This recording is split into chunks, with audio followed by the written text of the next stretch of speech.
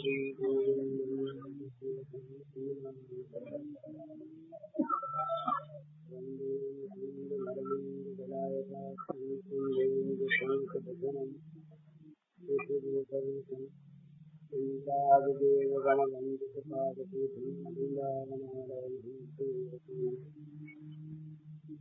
नवजलधरवरणं संकटोद्भासकरणं विकसितमलिनास्यं विस्फुरन्मन्दहास्यं कनकरुचिविपुलं सारवर्धावचूलं कमपि निखिलसारं नौमि ज्योतिर्मयम् विभूषितकरान्नवनीरदाभात् पीताम्बराधरुणबिम्बफलाधरोष्ठात् पूर्णेन्दुसुन्दरमुखाधरैर्नेत्रात् कृष्णात् परं किमपि तत्त्वमहं न जाने श्रीहरि।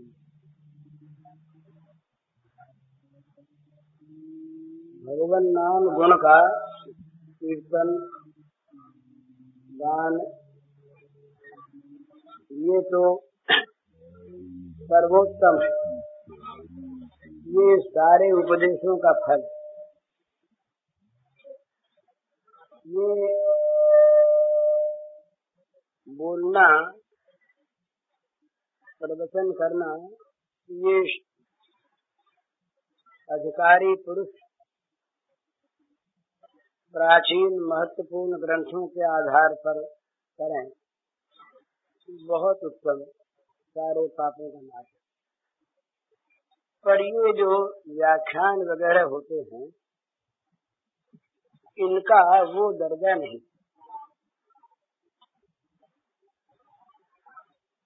इनमें कला हो सकती है, इनमें विद्या हो सकती है, साधना भी हो सकती है, परंतु एक चीज ऐसी है जो साधक के लिए उपयुक्त नहीं है। साधक सीखना चाहता है और साधना करना चाहता है। मैं बोलता बहुत हूँ, परंतु बोलने में अरुचि भी बहुत। इसलिए जो कुछ मैं बोलता हूँ उसे जब मैं अपने में देखना चाहता हूँ तो नहीं पाता।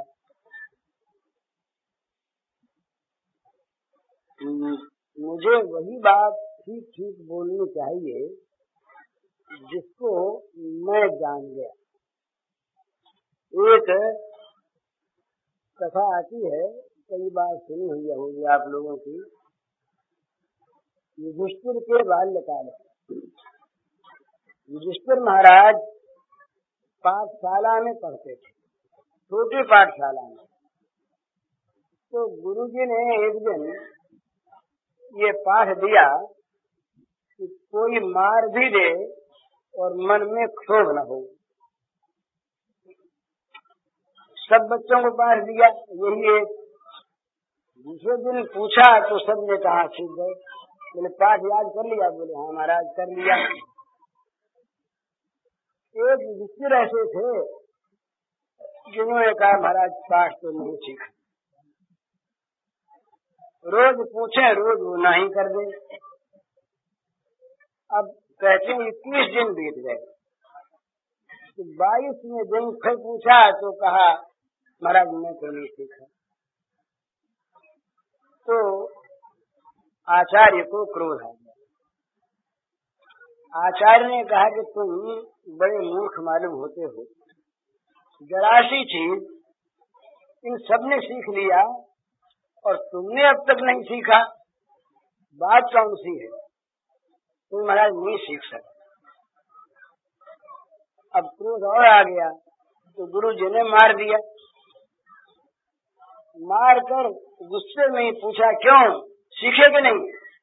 तो कुछ देर सोच कर बोले हाँ गुरुजी आज सीख गए। तो क्या ये कैसी बात, मार खाने से सीख गए और अब तक नहीं सीखे? तो उन्होंने कहा कि आपने कहा क्या था, आपने पाठ दिया क्या था? कोई मारे और मन में क्षोभ न हो। तो इन 22 दिनों में किसी ने मुझे मारा नहीं, तो मेरे मन में क्षोभ होता कि नहीं ये मैं कैसे सीखता। आज आपने मारा, मारने के बाद मैंने अपने मन को देखा तो मालूम हुआ कि क्षोभ नहीं हुआ। तो मैंने कहा महाराज सीख गया। घटना छोटी सी है, असली शिक्षा क्या है जो हमारे जीवन में उतर जाए। ये जितना कहना सुनना है ये भगवान नाम गुण गान के नाते सर्वोत्तम, इससे बढ़िया कोई वाणी का और कानों का उपयोग नहीं, उत्तम से उत्तम। परंतु अगर वो केवल नाम गुण कीर्तन के बदले में वाद विलास हो तो वो साधक के लिए काम की चीज नहीं। आचार्य जो वास्तव में अधिकारी हैं वे शिष्यों को ज्ञान प्रदान करें, उनका अधिकार। जो कलाविद हैं, वाग्मिता में जो सिद्धरस्त हैं वे अपनी कला का प्रदर्शन करें, ठीक है। परंतु साधक जिसको अपना एक एक क्षण बिताना है साधना में, साधना का प्रधान अर्थ ही है सावधानी। सावधानी ही साधना है। हम जिस मार्ग से जाना चाहते हैं लक्ष्य न छूटे और मार्ग भ्रष्ट न हो, ये सावधानी है। अगर हम भगवान की ओर जाना चाहते हैं तो ऐसा प्रयत्न करें कि हमारे सामने हमारा लक्ष्य सिवा भगवान के दूसरी कोई वस्तु न हो और भगवान के उस मार्ग से हम कभी किसी भय से, किसी प्रलोभन से विचलित न हो। तो साधक के लिए पहला काम है, भगवान जीवन के लक्ष्य हैं, इस बात को नित्य निरंतर सावधानी के साथ पकड़े रहें। और दूसरी चीज है, लुभाने वाले और भय दिखाने वाले प्रत्येक प्रसंग पर निश्चल अटल रहकर चलते रहे। तुलसीदास जी ने बहुत थोड़े से शब्दों में संकेत से एक प्रसंग में इसका निर्देश किया है। ये पार्वती के तपस्या प्रसंग। पार्वती शिवजी को प्राप्त करने के लिए तप कर रही हैं घोर। उनकी परीक्षा के लिए भगवान शंकर के भेजे हुए सप्तर्षि आते हैं। ये कथा बहुत तरह से पुराणों में आती है, कुछ कुछ भेद से, और वो सभी बड़ी सुंदर है। कल्प भेद से सभी सत्य है। तो मानसकार ने, तुलसीदास जी महाराज ने सप्तर्षियों के द्वारा इस कथा का निर्देश किया। सप्तर्षि आकर के समझाने लगे कि तुम जिसके लिए तप कर रही हो वहाँ उनको पति रूप में पाकर तुमको सुख प्राप्त नहीं कर सकोगे। वो तो संसार त्यागी हैं, विरक्त हैं, एकाकी रहते हैं, दिगंबर हैं, कपाली हैं, भूतेश हैं।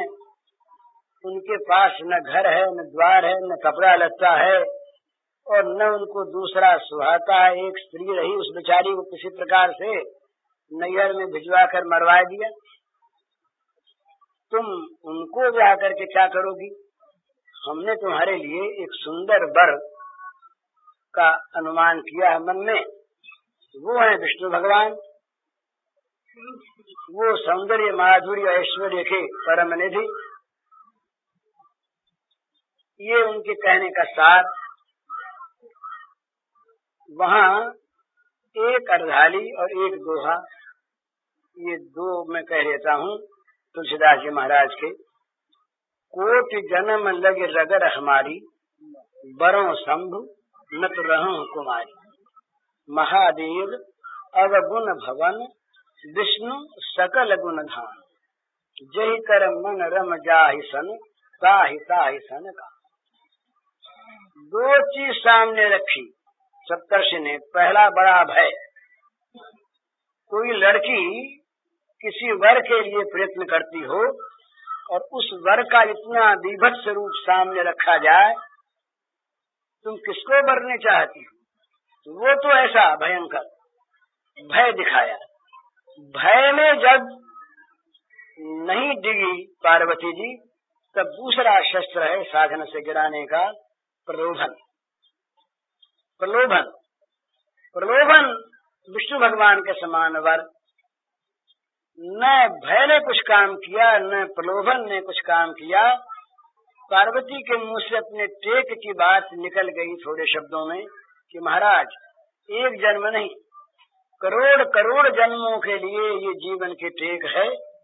या तो शंभु को बर सकूंगी और नहीं कुमारी रहूंगी। रही गुण अवगुण की बात, तो विवाद नहीं करती मैं। महादेव अवगुण भवन, मान लिया आपके कथनानुसार महादेव अवगुणों के घर हैं, दोषों के घर हैं, और विष्णु सकल गुण धाम। विष्णु महाराज जो आपके हैं वो सारे गुणों के धाम हैं। पर तो क्या करें, जिसका मन जहाँ रम गया उसको उसी से काम है। ये साधन का लक्ष्य है। साधना में भय और प्रलोभन ये दोनों आते हैं। तो ये जहाँ पर बोलना होता है, ये मैं अपनी अनुभूति की बात कह रहा हूँ। भला अपने जीवन में जो बीती है, बीत रही है, बीतती है, वो अपनी कमजोरी मैं आपको बता रहा हूँ। कई बार ऐसा मन में आया कि सुनने वालों ने ये समझा कि नहीं कि हम अच्छे बोले। कई बार ये मन में आया कि सुनने वालों की अपेक्षा हम इस विषय के अधिक जानकार हैं। कई बार ये मन में आया कि सुनने वाले हमको ऊंचा मानकर हमारा सत्कार करेंगे या नहीं। ये कमजोरी, ये प्रत्येक वक्ता के मन में एक कमजोरी, वो तो सिखाया जाता है। जहाँ वाग्मिता के लिए पाठ सिखाया जाता है, जब बोलने की हिम्मत नहीं पड़ती तो ये एक फिलॉसफी है बोलने की। उसमें दिखाया जाता है कि भाई तुम ये समझो कि यहाँ कोई नहीं है, अथवा सब मूर्ख बैठे हैं, नहीं तो बोलने की हिम्मत नहीं होगी। तो वो बोलने की कला की बात ये है, परंतु वक्ता के मन में इस तरह की बातें उठ सकती है। सबके नहीं उठती, जिनके नहीं उठती वो पूज्य हैं, वो सर्वथा आदरणीय हैं, आदर्श हैं। परंतु उठती है मन में ऐसी चीज, दूसरों की अपेक्षा में अधिक जानकार, तो ये अभिमान एक पैदा हो जाता है। और इसको लेकर के मैं देखा है कि बड़ी सभाओं में जहाँ बहुतों को बोलना होता है कुछ कुछ मिनटों तक, वहाँ अच्छे व्याख्याता रह जाते हैं और ऐसे लोग बोल जाते हैं।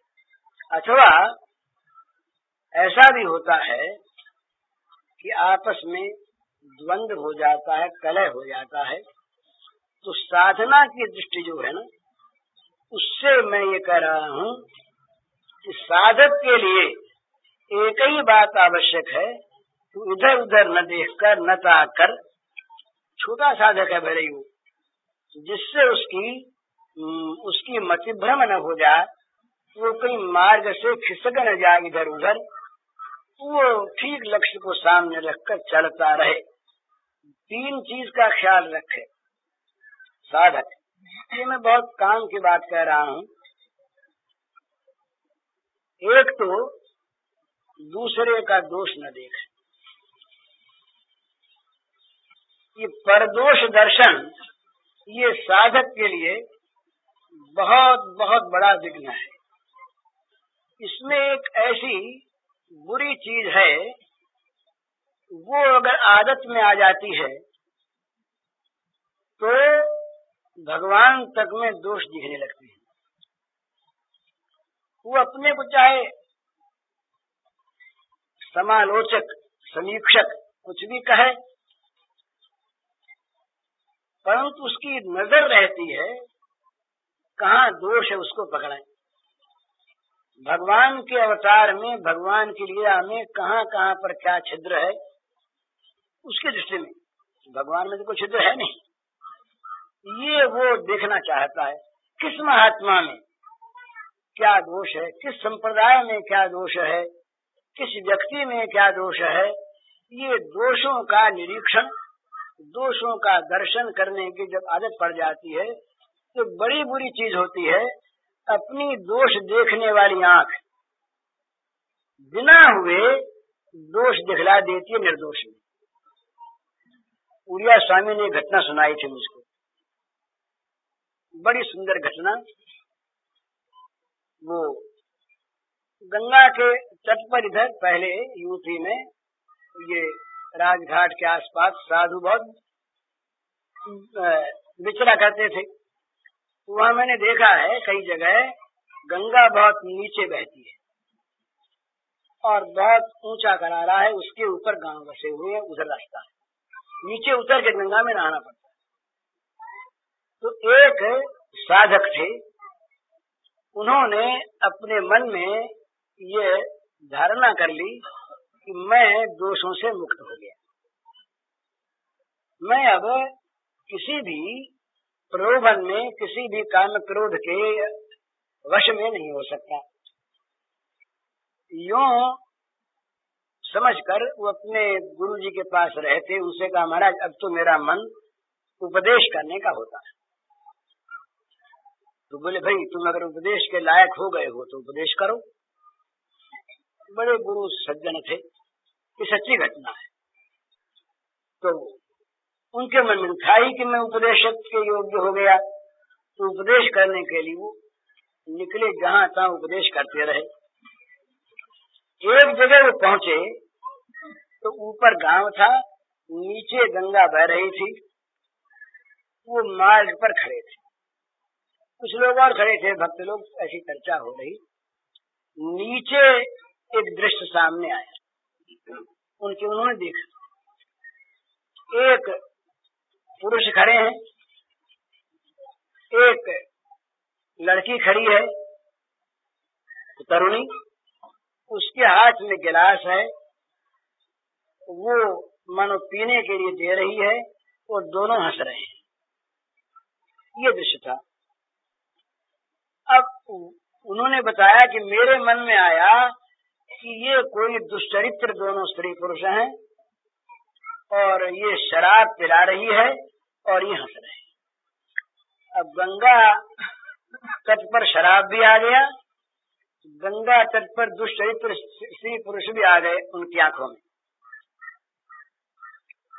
इतने में देखते हैं कि उधर से एक नाव जा रही थी, नाव वहां पर एक भंवर था, उसने अटकी, नाव उल्टी, नाव में 15-20 आदमी थे, वो गंगा में गिरे और वो सज्जन जो उस देवी से बात कर रहे थे, जो गिलास दे रही थी, वो गिलास छोड़ करके कूदे गंगा में, अपनी जान जोखिम में डाल के वो लोगों को निकालने लगे और उससे कहा तुम भी कूदो।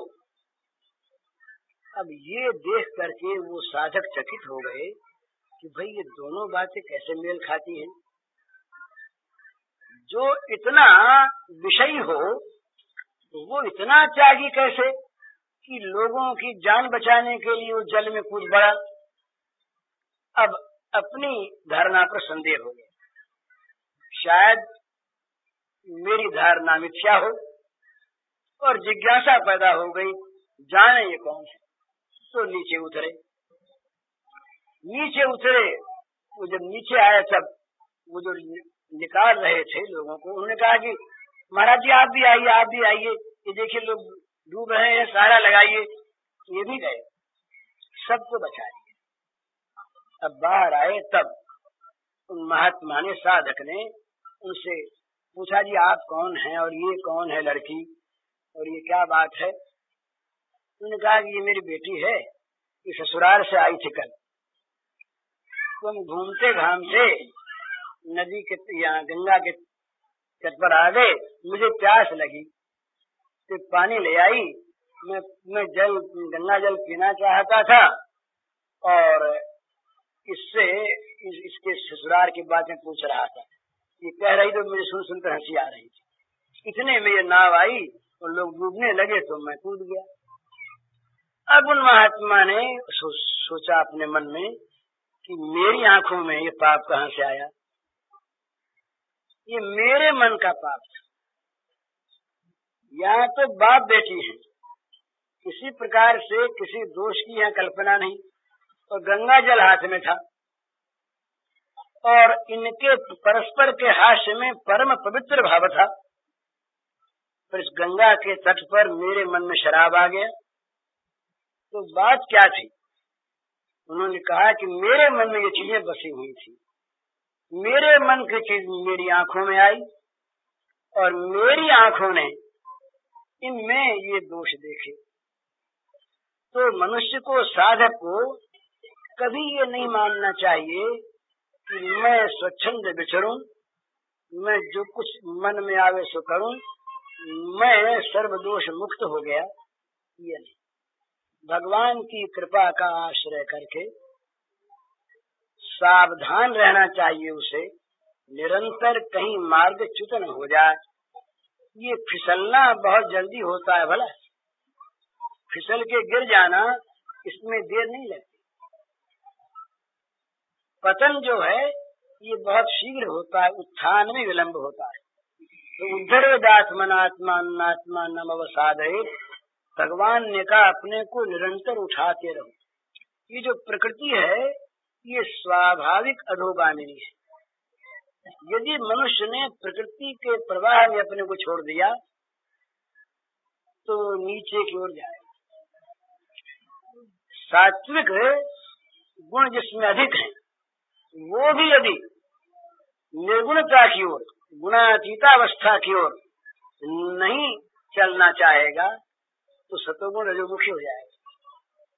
और बोले हम सात्विक काम करते हैं, काम सात्विक है, और जहाँ उसमें अधिक आडंबर आया वहाँ वो सात्विकता रजोगुण में परिणत हो जाएगी। जैसे उदाहरण के लिए मैं अपनी बात कहूँ, ये उत्सव है,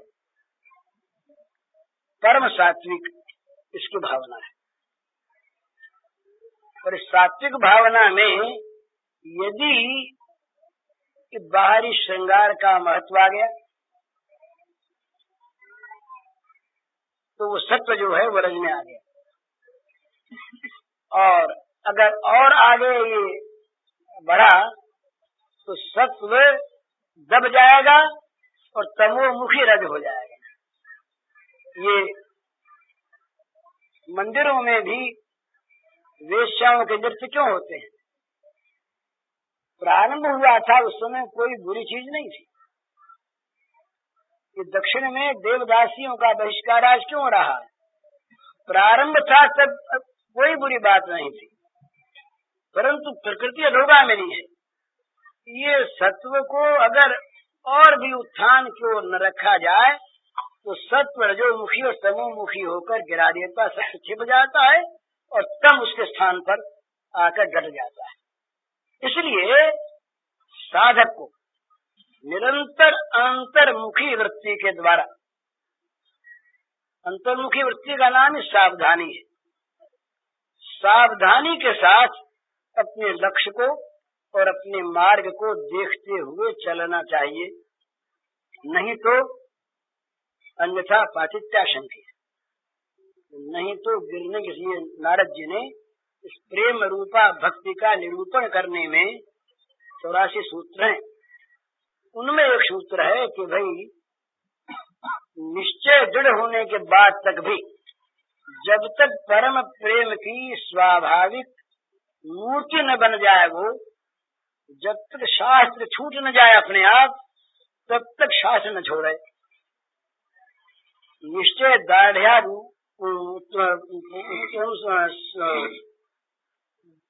शास्त्र रक्षण ऐसा सूत्र है कि निश्चय की दृढ़ता होने के बाद भी शास्त्रों की रक्षा करे, नहीं तो अन्यथा प्रातिष्ठा संज्ञा। प्रेम वो वस्तु है जहाँ पर अहम की विस्मृति हो जाती है। अहम की विस्मृति है, वहाँ कर्तव्य की विस्मृति है, तो वहाँ सब कुछ अपने आप छूट जाता है। वो छूट जाना नाव से पार उतरे आदमी के लिए जैसे जग और नाव छूट जाती है और उसका फल जहाँ जाना है वो स्थान मिल जाता है, इसी प्रकार शास्त्र छूट जाने का अर्थ है शास्त्र के फल को प्राप्त कर लिया। परंतु जब तक वो नौका जल में है, तब तक उतरे हुए लोगों को नाव छोड़कर जाते देखकर उनकी नकल करने में अगर हम नाव छोड़ दें तो हम डूब जाएं। इसलिए ये बड़ी आवश्यक चीज है साधक को कि वो सावधान रहे, किसी तरह से भी गिरने न दे। तो 3 बात, दूसरे का दोष न देखे, एक बात, दोष देखने से दोष देखने की आंख बन जाएगी। दूसरी बात, किसी के भी दोषों का अगर कोई ध्यान में आ भी गया तो उसका वर्णन न करे, दोष कथन न करे। तीसरी बात, किसी के भी दोषों को श्रवण न करे। ये 3 बात बहुत मोटी पर बहुत आवश्यक, पर दोष दर्शन, पर दोष कथन और पर दोष चिंतन, तीनों से साधक बचेगा तो भगवत चिंतन होगा, भगवत दर्शन होगा, भगवत कथन होगा। तो ये है अन्योनाश्रित। ये छूटे कैसे? छूटे ऐसे, वही सावधानी के बाद कि अपना अधिक से अधिक काल, अधिक से अधिक मन वो भगवत गुण दर्शन, भगवत गुण चिंतन और भगवत गुण कथन में लगा। भगवान नाम चिंतन, भगवान नाम स्मरण, भगवान नाम कथन में लगा। क्या होगा? जितना जितना इनमें रति बढ़ेगी उतना उतना उनसे विरति होगी। तो भगवान में रति और भोगों में रति, ये दोनों साथ नहीं रह सकती। ये बात तो खूब याद रख लेनी चाहिए। भोगासक्ति और भगवदासक्ति ये दोनों साथ साथ नहीं रहती। एक का ह्रास, एक का वर्धन होता रहेगा, समान रूप से साथ नहीं रह सकती। अगर आप में भगवद रति बढ़ रही है तो भोग रति निश्चित ही घटती रहेगी, और यदि भोग रति बढ़ रही है भगवान के नाम पर भी, तो सावधानी की आवश्यकता है कि हम कहीं भगवान के नाम का दुरुपयोग तो नहीं कर रहे हैं, अनुचित लाभ तो नहीं उठा रहे हैं। और ये उठाया जाता है। तो बड़ी सावधानी की आवश्यकता, और खास करके ये जो प्रेम का मार्ग है ये बड़ा सरल और बड़ा कठिन। अगर इसमें सारे अहंकार का त्याग हो जाए और केवल भगवत चरणारविंद का आश्रय ही रह जाए तब तो बड़ा सुगम है, और नहीं तो ये बड़ा कठिन है। आग है, ये आग है, जला देगी ये आग सारे के सारे अपनेपन को। प्रेम जला देता है सारे ममत्व को, अहंकार। साधक भी अहंकार और ममत्व को साथ रखता है बहुत दूर तक। ये मेरा साधन है अच्छी बात, और रहे अपने साधन में ही। उसके लिए ये जरूरी नहीं है कि साधनों को बदलता रहे, इष्ट को बदलता रहे, गुरु को बदलता रहे, ये बिल्कुल आवश्यक नहीं है। गुरु हो, एक साधक, एक साधना हो, एक इष्ट हो और उन्हीं को सर्वोत्तम माने,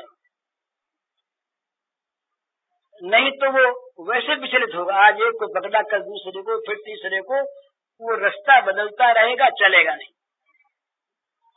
तो इसलिए इसकी तो आवश्यकता है, पर दूसरे साधकों की, संप्रदायों की, साधनों की, गुरुओं की निंदा मदद हो जाए तो वो चीज तो उसके जीवन में आ जाएगी और अपना साधन छूट जाए। और को समझे सो समझे, हमको इतनी समझ भली, ठाकुर नंद किशोर हमारे ठुकरान बशभानु लगे, ये तो ठीक, और कोई समझे तो समझे, विरोध नहीं। तुलसीदास जी तो इससे आगे बढ़ करके इतने स्पष्ट बोले, कर्म उपासन ज्ञान वेद मत सो सब भांति खरो, किसी का भी खंडन नहीं, सबका मंडन।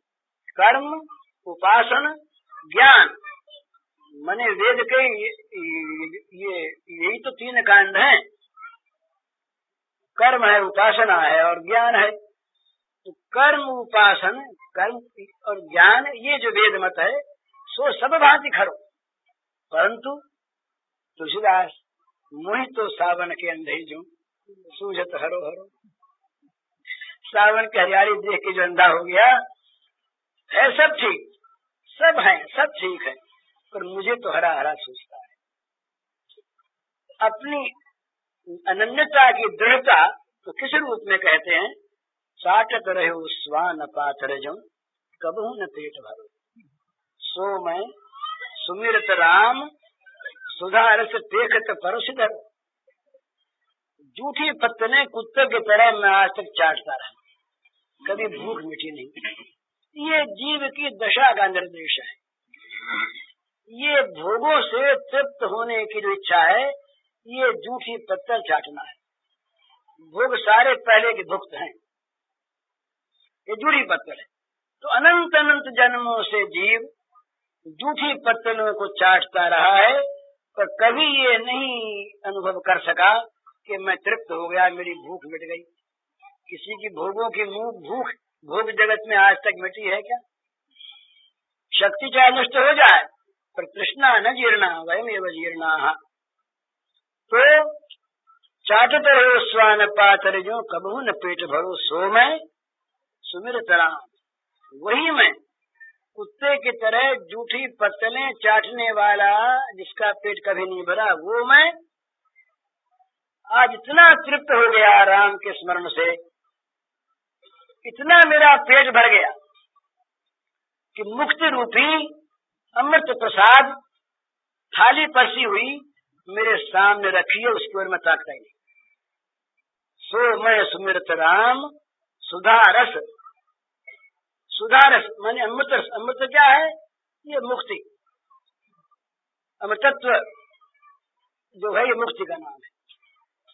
तो वो मैं जो भोगों की जूठी पत्तल चाटता रहा, आज मैं राम का स्मरण करने पर इतना परितृप्त हो गया। सुधारस देखत परसिधर, मेरे सामने वो सुधारस देख रहा हूँ, परोसा रखा है, मैं लेता नहीं।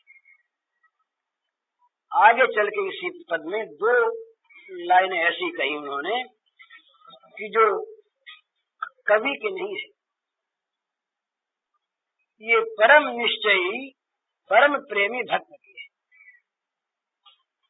प्रीति प्रतीत जहाँ जाकी तह ताको काज सरो, मोरे तो माई बाप 2 आखर हो शिशु अरण्य। कैसे बढ़िया भाई, जहाँ जिसका विश्वास हो, दूसरा खंड नहीं करते हैं, जहाँ जिसका विश्वास हो, जिसमें जिसकी प्रीति हो, उसका काम उसी से सफल हो जाता है। प्रीत प्रतीति जहाँ जाकी तह ताको काज सर, जिसका जहाँ विश्वास, जिसकी जहाँ प्रीति, उसका काम उसी से सफल हो जाता है।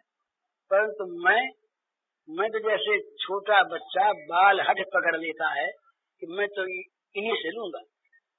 माँ बाप के सामने बच्चा हठ पकड़ ले तो मैं तो यही लेके रहूंगा। उसको कहते हैं शिशु अरण्य, शिशु का अड़ जाना। बाल हठ तो शिशु कहाँ अड़ता है? माँ बाप के सामने। और कौन सुने उसके बाद? जो स्नेहमय माता पिता है वो शिशु की अरण्य का सत्कार करते हैं। दूसरे लोग जो माता पिता नहीं, स्नेहवान नहीं, वो तो बच्चे को डांट देंगे, हटो यहाँ से, बेमतलब की बात करते हो। तो स्नेह जिनके हृदय में स्नेह समुद्र लहरा रहा है, वे माता पिता बच्चे के अड़ जाने पर बच्चे की बात रखते। तो वो तुलसीदास जी कहते हैं, मोरे तो माई बाप दो आखर, रा और मां ये दो मेरे माँ बाप हैं, और हूँ शिशु अरण्यरो, मैं बच्चे की हठ वाली जो बात है, जो वो हठ है, बाल हठ, वो मैंने पकड़ लिया है। तो मेरे लिए तो यही है।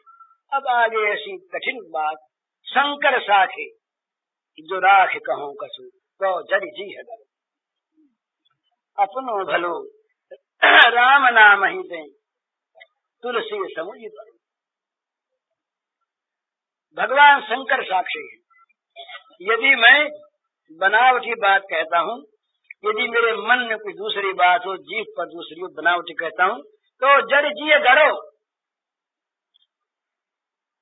अपनो भलो राम नाम ही पे, तुलसी दूसरे की बात नहीं कहता, अपनो भलो, मेरा अपना कल्याण तो मुझे केवल राम नाम में दिखाई पड़ता है।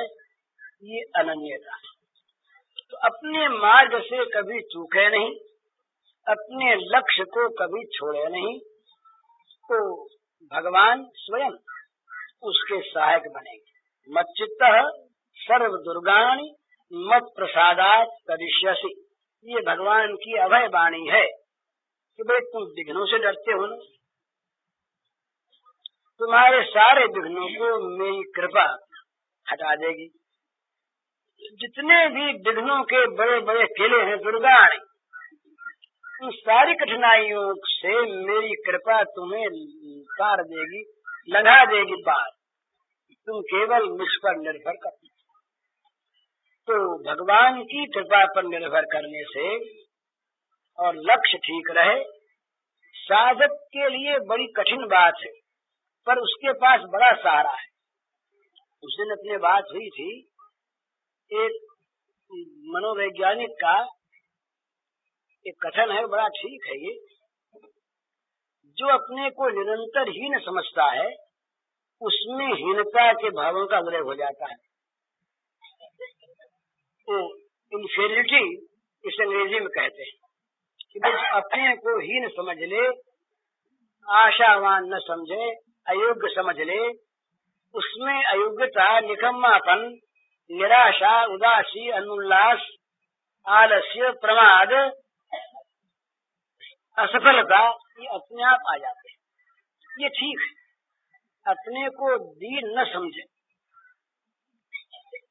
परंतु क्यों दीन न समझे, यहीं पर ये भक्ति का, ये साधक का और उसका भेद है।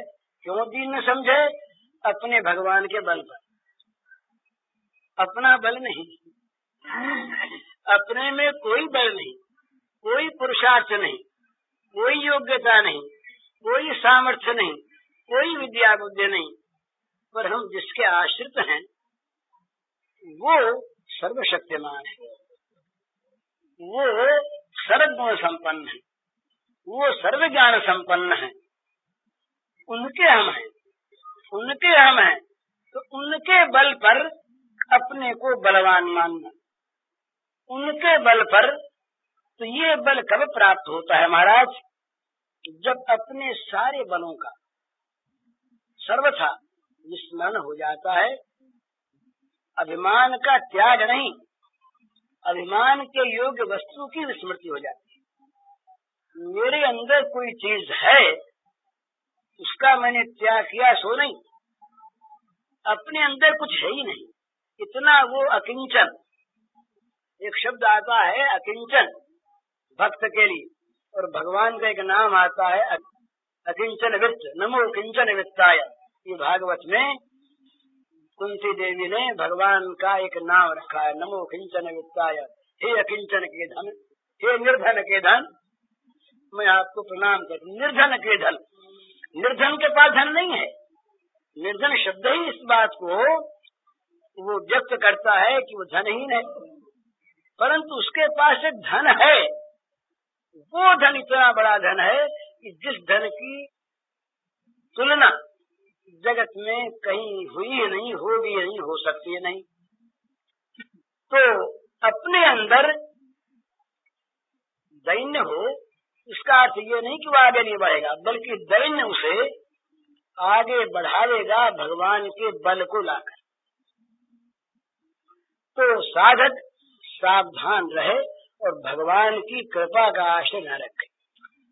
सुसमीक्षमान का एक अर्थ ये भी कर सकते हैं बड़ा सुंदर, कि वो सब तरह से भगवान की कृपा को देखे, प्रतीक्षा ही न करे, भगवान की कृपा का निरीक्षण करे, सब तरह अच्छी तरह से सुसमीक्षमान। हाँ, भगवान वो प्रत्येक स्थिति में प्रतीक्षा न करे, निरीक्षण। हाँ, ईक्षण करे, वो निरंतर सब जगह हर स्थिति में हो जाएगा सो नहीं। ये बड़ी महत्व की चीज है महाराज। भगवान की कृपा किसी पर हो, किसी पर न हो, भगवान में यह भेद नहीं है। कृपा के ग्रहण और न ग्रहण का ही भेद है। तो वो विश्वास ही ग्रहण है और अविश्वास ही ग्रहण नहीं करना है। ये उसमें संकेत है। सुदम सर्वभूतानां ज्ञात्वा माम शांति मृच्छति। तो ज्ञात्वा के पहले वो सर्वभूतों के शुद्ध नहीं थी, सो बात तो नहीं है। सारे प्राणियों का जो सौहार्द है, ये तो उनका स्वरूप है। ये तो स्वरूप से ही समस्त प्राणियों के नित्य सुहृद हैं।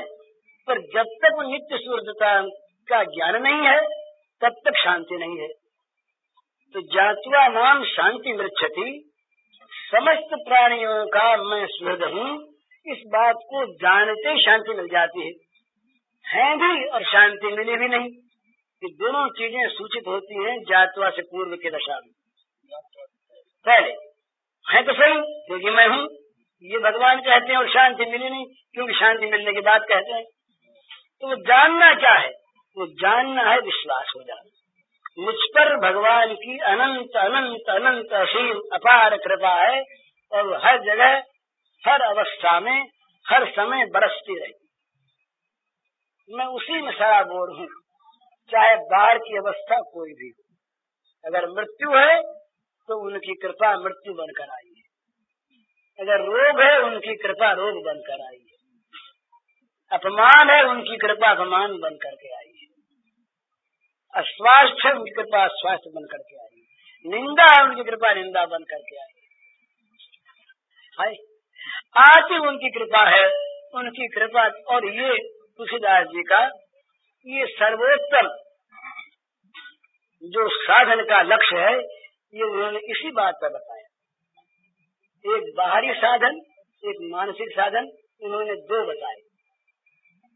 बाहरी इंद्रियों के द्वारा और मानस के द्वारा दो ही चीज कही, सबका विरोध किया। सकल अंग पद विमुखनाथ, सबके नाम गिनाए। इस पद में विनय पत्रिका का पद है, सबके नाम गिनाए हैं।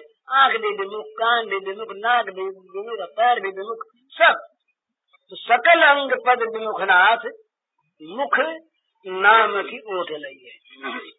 ये तो कर्मेंद्रिय का बाहर का साधन। जीभ जो बोलने वाली है, बोलने वाली जीभ ने तो नाम की ओट ली है। इसके सिवा और सारी इंद्रियां आपके विमुख है। और दूसरी चीज है तुलसी प्रतीत एक प्रभु मूर्ति कृपामयी। बस तुलसीदास को एक विश्वास है, एक बल उसके पास है, ये दूसरा नहीं। तुलसी है प्रतीत एक अनन्य, ये अनन्य विश्वास है। अनन्य विश्वास का ये पर्याय है एक प्रतीत। अनन्य विश्वास है कि भगवान केवल कृपा से ही बने हुए, उनमें कृपा ही कृपा है। और है यही बात, ये भगवान का जो लीला विग्रह होता है ना, ये कृपा विग्रह होता है। जीवों पर कृपा ही इसका एकमात्र लक्ष्य रहता है, उद्देश्य रहता है। वहाँ यद्यपि लक्ष्य और लक्ष्य करने वाले दो नहीं है, परंतु वो कृपामय श्री विग्रह है।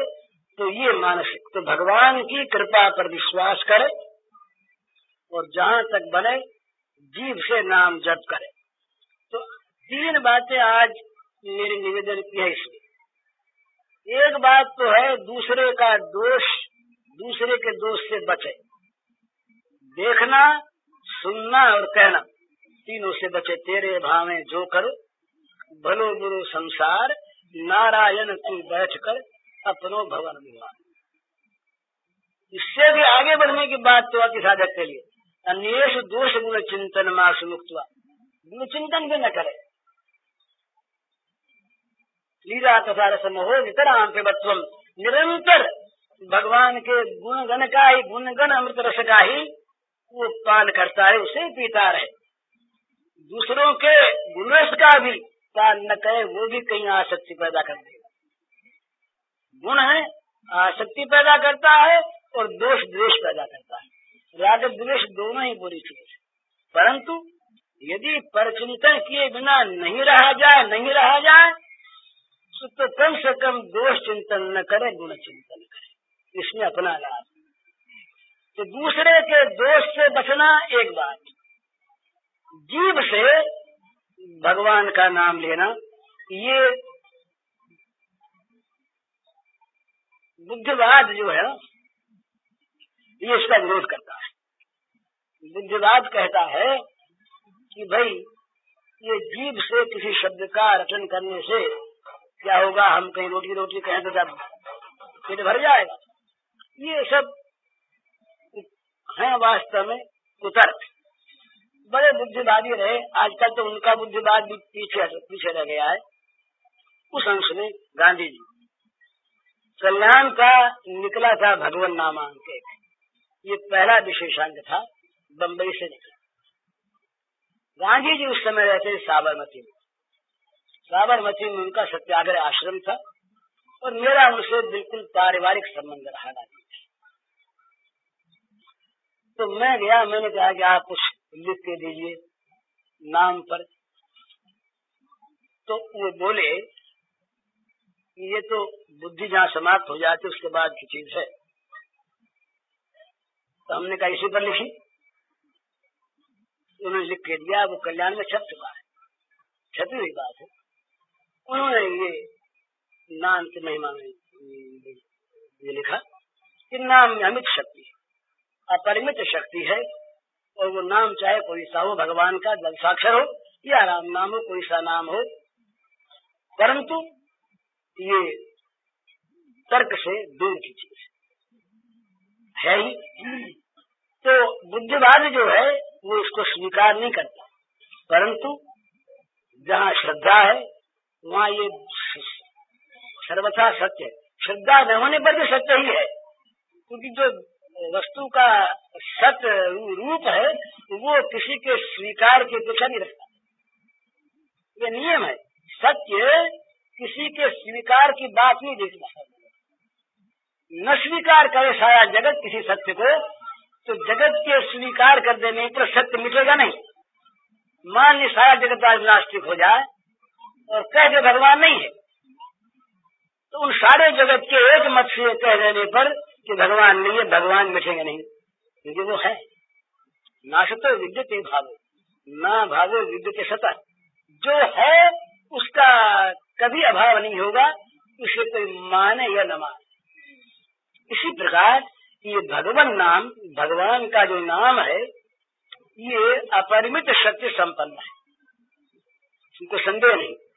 तो इसका बड़ा सुंदर ये भाव है कि जीभ के द्वारा, और बड़ी सहज चीज है भला, केवल थोड़ी सी आदत डाल ले और थोड़ा सा जरा सा संकोच छोड़ दे, दो चीज बाधक होती है। हम इतने बड़े विद्वान बुद्धिमान ऐसे ज्ञानी, हम भला राम राम राम राम कृष्ण कृष्ण कृष्ण के सागर अगर हम कैसे करें? हम तो बहुत बहुत बड़ी वो न्याय और वैशेषिक को लेकर वेदांत की चर्चा करते हैं, उनसे हम वो बड़े जो सूक्ष्म तत्व हैं उनका विवेचन करते हैं। हम ये राम राम में ये समय क्यों खोएं। चैतन्य महाप्रभु इनका गृहस्थ का बालकपन का नाम था निमाई पंडित। नवद्वीप में ये थे तो बड़े तरुण ही, पर ये न्याय के अपूर्व पंडित थे। न्याय शास्त्र के ये बहुत बड़े विद्वान थे। उस समय दो ही जगह ऐसी थी जहाँ न्याय का बहुत अधिक विस्तार था, एक मिथिला, एक नवद्वीप। काशी के विद्वान भी मिथिला और नवद्वीप जाया करते थे, और नवद्वीप में उस समय सर्वश्रेष्ठ चूड़ामणि विद्वान माने जाते थे ये श्री निमाई पंडित। बाबूदेव के विशेष ये निमाई पंडित, इनकी टोल थी पाठशाला। उनमें बहुत बड़े बड़े विद्वान आया करते पाठ लेने के लिए, न्याय सीखने के लिए। ये जब गया से लौटे और जब भावांतर हो गया, पहले दिन जब टोल में जाकर के बैठे तो रोमांच हो रहा इनके स्वाभाविक भगवान की स्मृति में। वाणी गदगद हो रही, आंखें छलक रही। वो सब विद्वान न्याय के पंडित भला वो विद्यार्थियों के रूप में सब बैठे। अब न्याय में भावुकता कहाँ वहाँ तो कर्कश तर्क है। इनके चेहरे पर भावुकता झलक रही। विद्वानों को थोड़ा सा मन में संदेह हुआ, आज गुरु जी की हालत कैसे। महाराज पाठ तो आंखों में आंसू बहने लगे और बोले, राम राघव राम राघव राम राघव रक्षमाम, कृष्ण केशव कृष्ण केशव कृष्ण केशव पाहि माम। ये नया पाठ सुना उन्होंने। बोले महाराज पाठ, दोबारा तिबारा यही बोलते रहे। बोले महाराज पाठ, तो बोले असली पाठ दिया जा रहा है। न्याय के पंडित बदल गए। एक कथा आती है महाराज, मुस्लिम सरस्वती, वो रहे वेदांत के परिनिष्ठ विद्वान, अद्वैत वेदांत के भगवान शंकराचार्य के अनुयायी। उन्होंने ग्रंथ लिखा है अद्वैत सिद्धि, वेदांत का बड़ा उपादेय ग्रंथ है।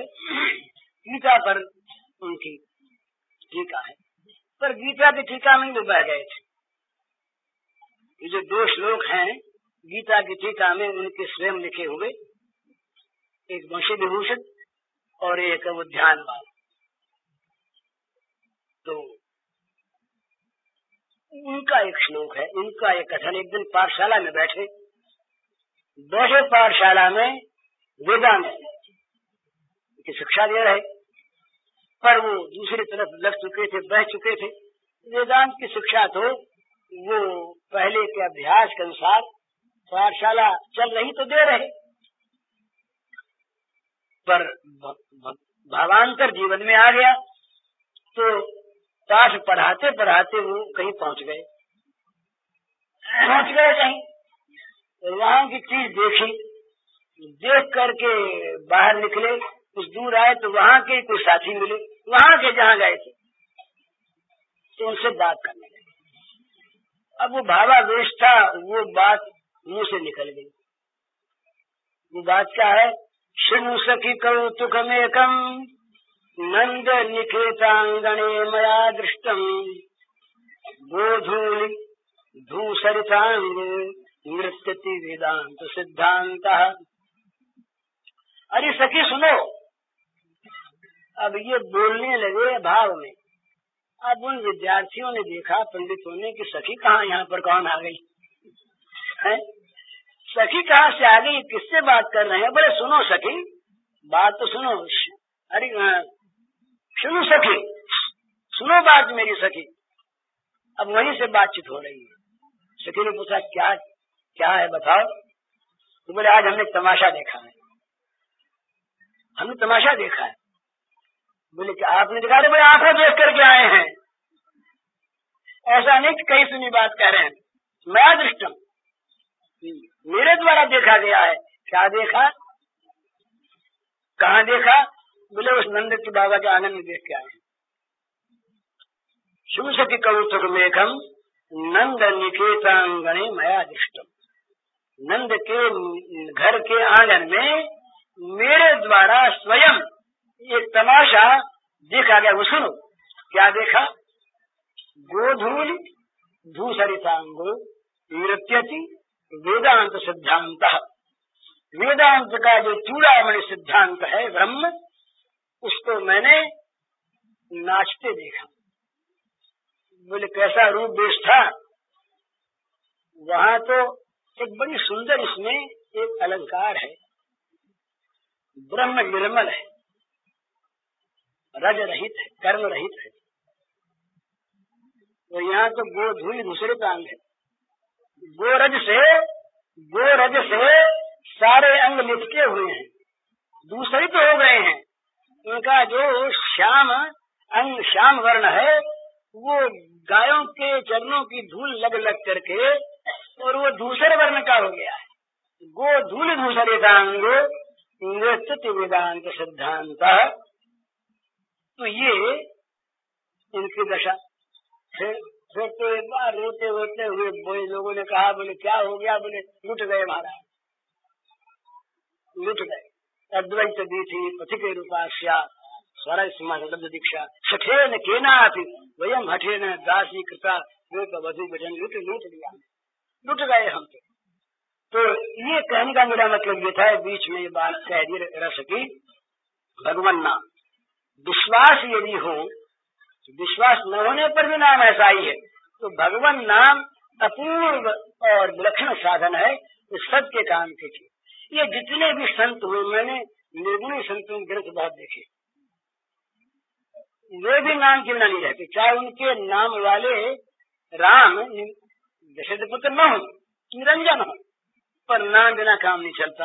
कबीर ने भी, दादू ने भी, चरणदास जी ने भी, और बड़े बड़े दरिया महाराज, ये जितने संत हुए हैं, ये मध्यकारी निर्गुणपंथी, सब ने नाम का सहारा लिया। नाम के बिना काम नहीं चलता।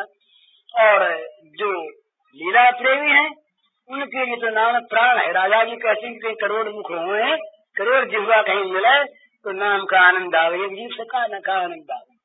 तो इस प्रकार से भगवान नाम ऐसी अद्भुत चीज है और बड़े काम की चीज, और इसमें कोई प्रयास नहीं। दो ही चीज होनी होती है, एक आदत नहीं है और दूसरे संकोच होता है। संकोच छोड़ दे। कोई राम नाम कहने वाला ढोंगी कहे तो हर्ज नहीं, और राम नाम कहने वाला महात्मा कहे तो हर्ज नहीं, मूर्ख कहे तो हर्ज नहीं। यही तो तीन बात होती है। साधक के लिए तीन बात कही जाती है, या तो ढोंग करता है, और या वो महात्मा है और या वो मूर्ख है।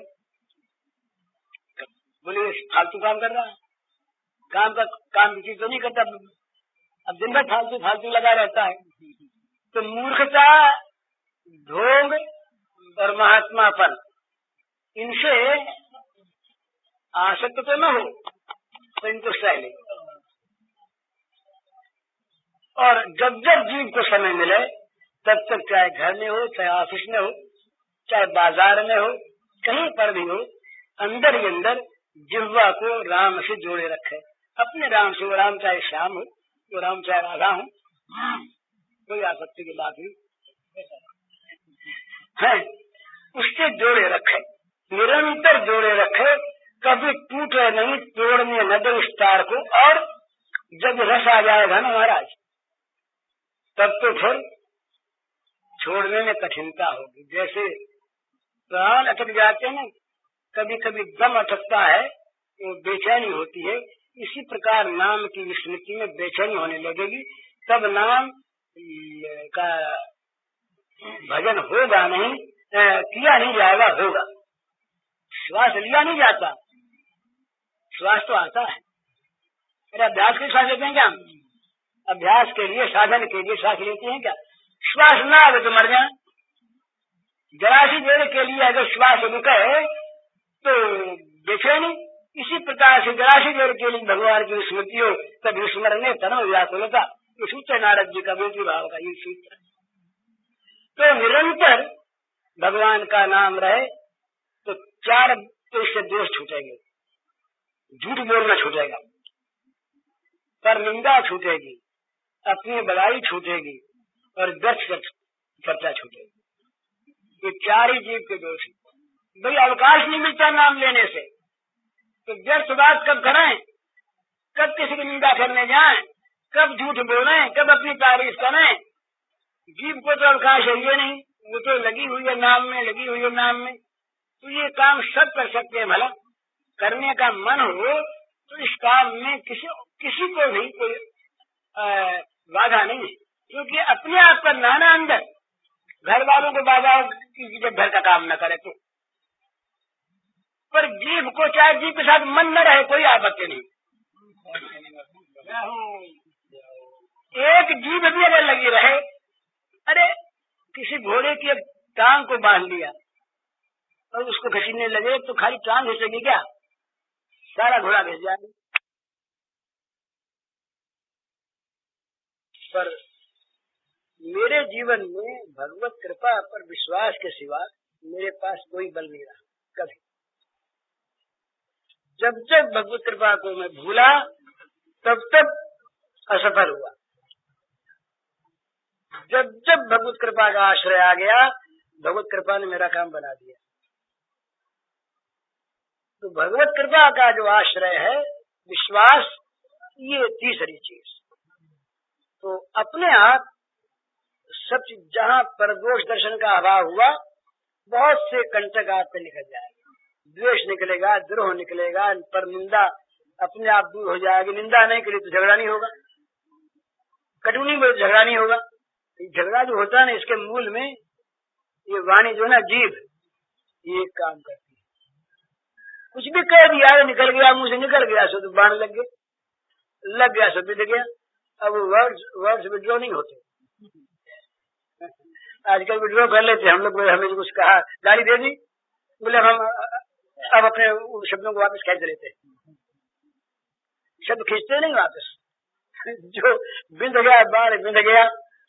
तो भगवान में प्रीति होने के लिए सहज उपाय यह है, अपने दूसरे के दोषों का कभी ध्यान न करे, अपनी दैन्यता को सामने रखते हुए भगवत कृपा पर विश्वास करे।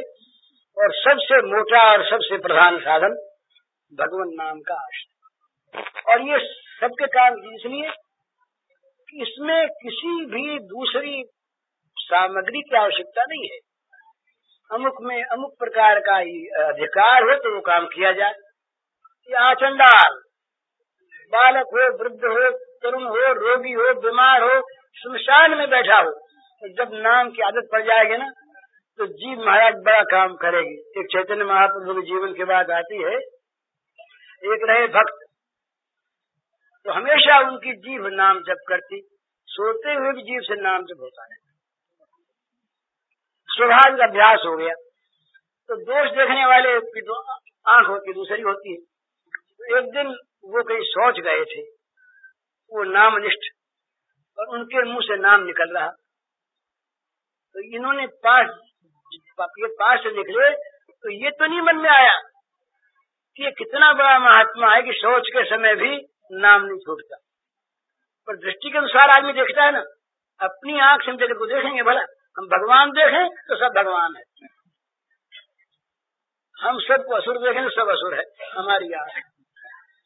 तो उसने ये तो नहीं सोचा कि बड़ा महात्मा है नाम जप कर, उसने ये सोचा कि कितना दुष्ट है, सोच जाते समय भगवान का नाम लेता है, बड़ा अपवित्र है। आया महाप्रभु के पास, तो बोले महाराज जी ये बड़ा दुष्ट आदमी मालूम होता है। तो बोले क्यों? बोले हम देख करके आए, ये आज सोच जा रहा था और नाम जप रहा था। बोले ऐसी बात, अपवित्रता में? बोले ऐसी बात। बुलाया तो बोले भाई ये कहते हैं कि सोच जाते समय तुम नाम ले रहे थे। बोले हमारा लिए तो रहा। ये ठीक नहीं, लौट आया। दूसरे दिन तो वो फिर देखने का देखने वाला कि लेता है कि नहीं, उसको तो चित्र देखना। आज उसने देखा कि मुंह में हाथ दिए बैठा है, तो वो आकर के बोला महाप्रभु से कि महाराज वो तो अत्यंत घृणित है, कल तो खाली बोल ही रहा था, आज तो मुंह में हाथ दिए बैठा है। फिर बुलाया तो बोला भाई ये कहते तो मुंह में हाथ दिए बैठे थे। हाँ, बोले महाराज मैंने अंगूठे से और अनामिका से जीभ को पकड़ रखा था। बोले क्यों? बोले आपकी आज्ञा थी। बोले मैंने कब कहा था कि तुम जीभ को पकड़े रखो? बोले आपने कहा था ना कि वो ठीक नहीं, 100 तरह से मैं नाम जब ठीक नहीं और जीभ मानती नहीं तो क्या करूंगा? जीभ को पकड़ के बैठेगा उतनी देर तक, आपकी आज्ञा मुझे पालन कर रही, जीभ पकड़ के बैठ। तो कहने का मतलब ये, जब वो अभ्यास हो जाता है ना, अभ्यास की इतनी महिमा है वो कभी छूटता नहीं। और कहीं रति हो जाए, 3 चीज होती है, एक होता है अभ्यास, एक रुचि, एक रति। अभ्यास में पहले पहले स्वाद नहीं आता, जी उठता है, बहुत देर हो गई, घड़ी देखता है, संख्या गिनता है। जब संख्या से नाम जब करना अच्छा निमित्त से हो जाता है, पर वो देखता कितनी देर हो गई, रस नहीं आता। जब स्वाद आने लगे तो पेट भर भी गया, बोले अच्छा एक बड़ा और ले आओ। कोई बड़े का शौकीन हो, बर्फी का शौकीन हो, मीठे का, बोले एक बर्फी और दे दो। पेट तो भर गया है पर बड़ी स्वाद है भाई। स्वाद आने लगे तो रस, तो मन चाहता खाए जाएं खाए जाएं खाए जाएं, तृप्ति नहीं होती। तो इसको कहते हैं रुचि। और रुचि के बाद जब आती है रति, रति है प्रेम, आत्मा, अपना स्वरूप। रति जहाँ आ गई वहाँ प्राण छूटे तो वो छूटे। आत्मा से कभी हमारा दिलगाव हो तो वो नाम छूटे। तो वो रति जो है ये जब तक न हो तब तक अभ्यास के द्वारा, अभ्यास की बड़ी सुंदर बात कही कि भाई पित्त के रोगी की जीभ कड़वी होती है। पित्त का किसी को रोग हो जाए, पित्त बढ़ जाए तो जीभ खारी हो जाती है। तो पित्त का रोगी क्या करे? मिश्री खाए। मिश्री पित्त का नाश करती है, पर मिश्री भी जब जीभ की कड़वीपन के लिए खाएगा ना तो मिश्री पहले पहले उसे कड़वी मालूम देगी। मिश्री मीठी तो उसके जीभ की कड़वाहट से मिश्री उसे खारी मालूम देगी। पर मिश्री खाए चला जाए तो क्या होगा? खाते खाते मिश्री का रस जो अंदर जाएगा तो पित्त का शमन होगा, और पित्त का नाश हुआ कि जीभ मीठी हो गई और मिश्री मीठी आई। इसी प्रकार भगवान का नाम परम मधुर, मधुरा आदि मधुर, पर हमको खरा लगता है। क्यों लगता है? कि हमारी जीभ कड़वी हो रही है। तुलसी पिछले पाप सुमर चर्चा न सुहात, जैसे ज्वर के जो भोजन रुचि जात। तो भाई और तरह से न खा सको, अभ्यास न कर सको तो दवा की तरह से खाओ। दवा समझकर भगवान का नाम ले। ये सारे भवरोग का बिना। और ये नारद ये प्रहलाद जी के वाक्य, प्रहलाद जी के वाक्य हैं, सर्वताप समनैक भेषजम। ये प्रहलाद जब आग में नहीं जले आग में, और खबर दी आखिर ने हिरण्यकशिपु को, प्रहलाद तो जला नहीं। हिरण्यकशिपु स्वयं गए देखने के लिए, आग कहीं बुझ तो नहीं, आग जल रही, धधक रही आग, और प्रहलाद अंदर बैठे। तो बोले भैया क्या बात है? तो बोले, प्रहलाद ने कहा कि ये आज की जो गर्मी थी वो ठंडी हो गई।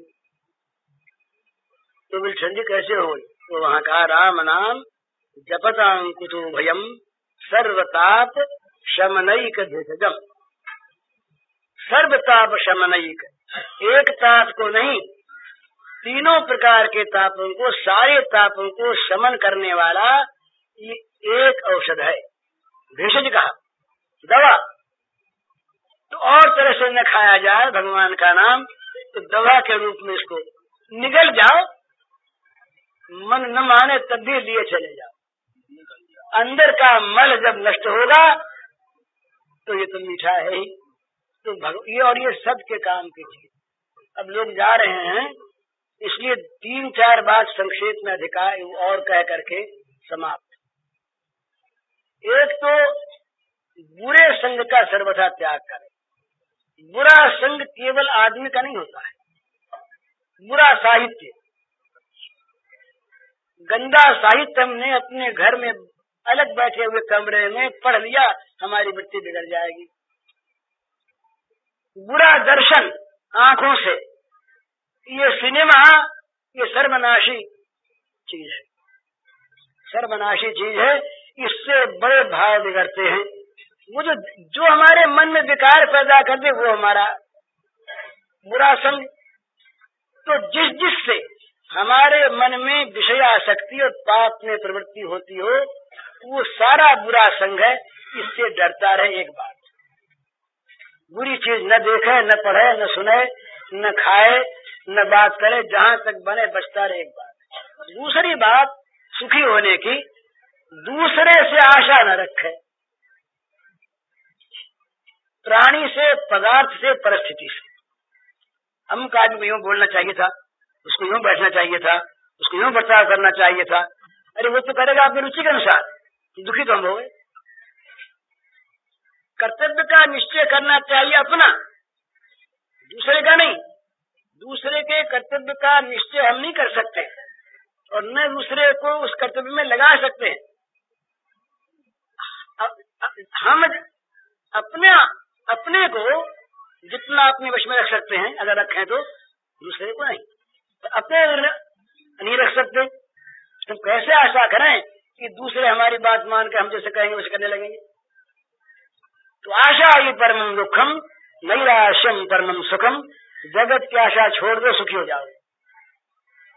और नहीं तो पद पद दुख होगा। वो याद हमारे सामने यूं बैठ क्यों गया, इसको यूं नहीं बैठना चाहिए था, यूं बैठने की आशा, अब पैर ऊंचा तो हमको दुख हो गया। बोलिए आज में सब बोल क्यों गया? अरे उसकी मर्जी, जबान उसकी बोल गया। हाँ, हम सबकी बात मानते हैं क्या? ये अपने पे घटा के देखे कि दूसरों की रुचि के अनुसार हम अपना व्यवहार बना सकते हैं क्या? नहीं बना सकते, नहीं बनाया। तुम कैसे आशा करें कि दूसरे हमारी रुचि के अनुसार बन जाए? भिन्न रुचियां हैं, इसलिए दूसरे से आशा न रखे, नहीं तो दुख होगा। क्योंकि सब तो हमारी बात तो मानेंगे नहीं, अपने आप हम उड़ के जल के रह जाएंगे और चिढ़ने लगेंगे तो चिढ़ाएंगे लोग, उनको मजा आएगा।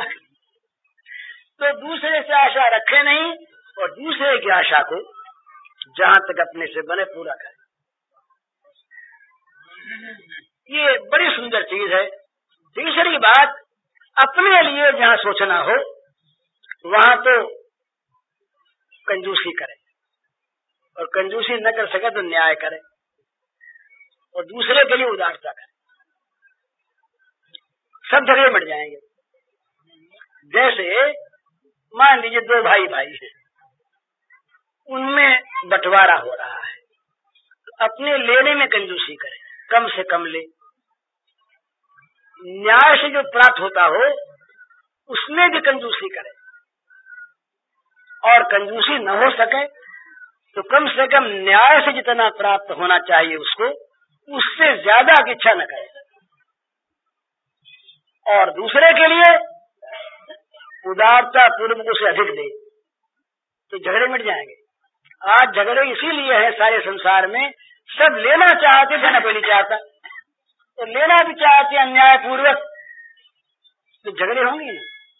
तो दूसरे के अधिकार की रक्षा करे, अपने कर्तव्य की रक्षा करे, दूसरे की आशा को जहां तक बने पूर्ण करे, अपने किसी से आशा रखे नहीं। जो मिलना है आपको मिल ही जाएगा, ये पक्की बात है बोला। और चौथी बात एक ये बड़ी सुंदर बात है, किसी का अहित हो ऐसी बात कभी मन में भी ना आने दे। करे तो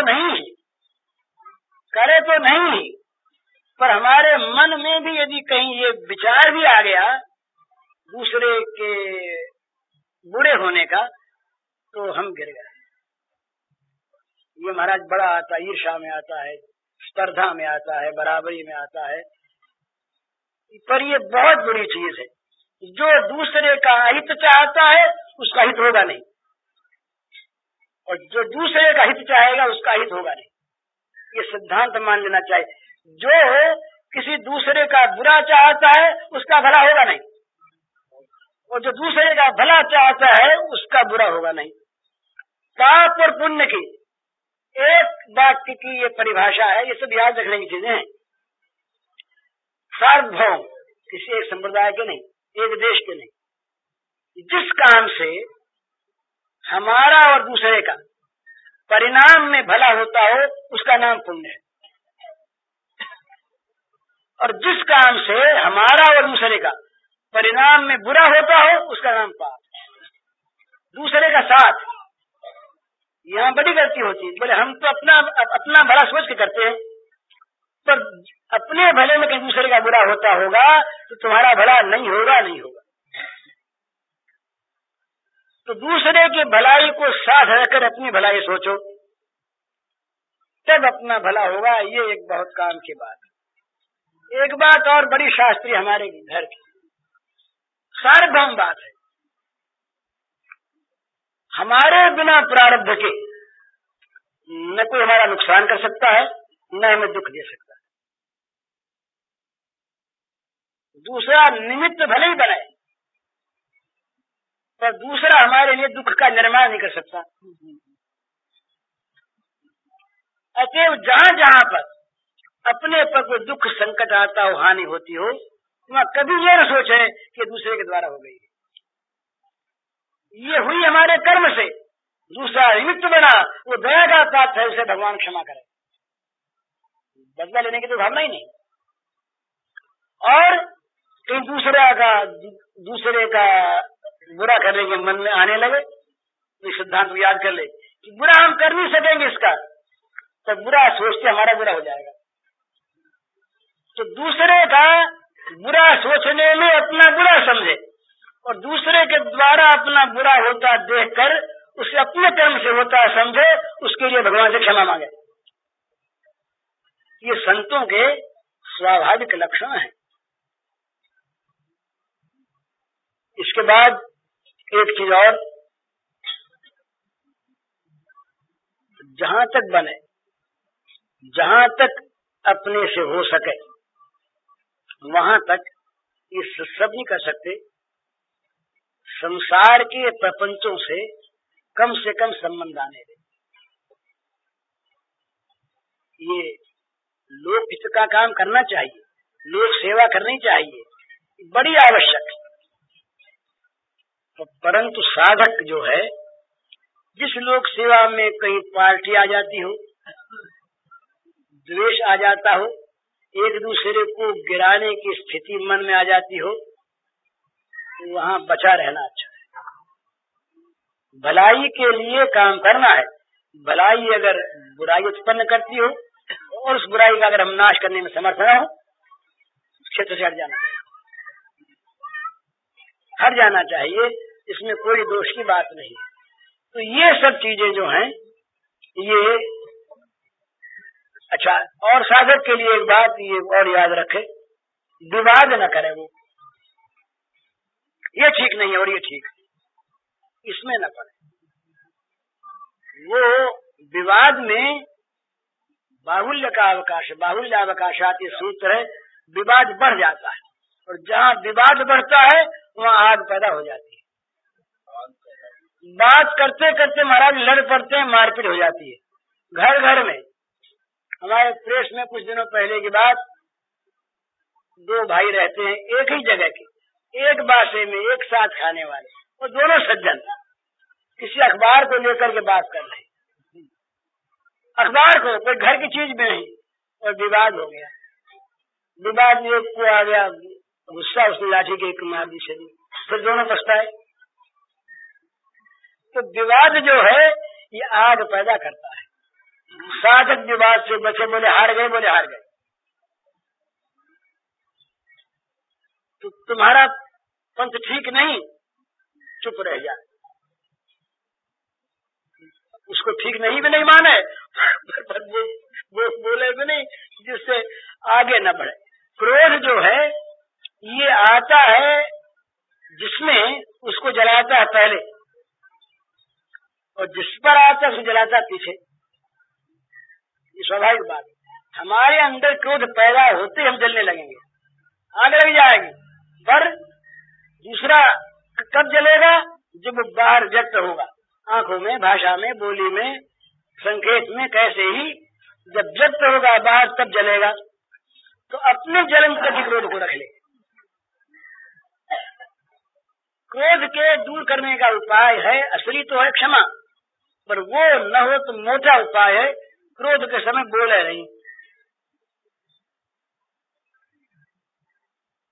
एक मजाक की बात, एक देवी रही देवी गृहस्थ कोई, तो वो जब उसके पति घर में आते शाम को तो रोज कलह होती तो अब खाना पीना बंद, बनी बनाई रसोई खत्म, दोनों एक तरफ वो पड़ा फिर वो पड़ी, दोनों जलते रहे। तो एक दिन वो गई अपनी पड़ोसन के यहाँ, वहां देखा वहां बड़ा आनंद।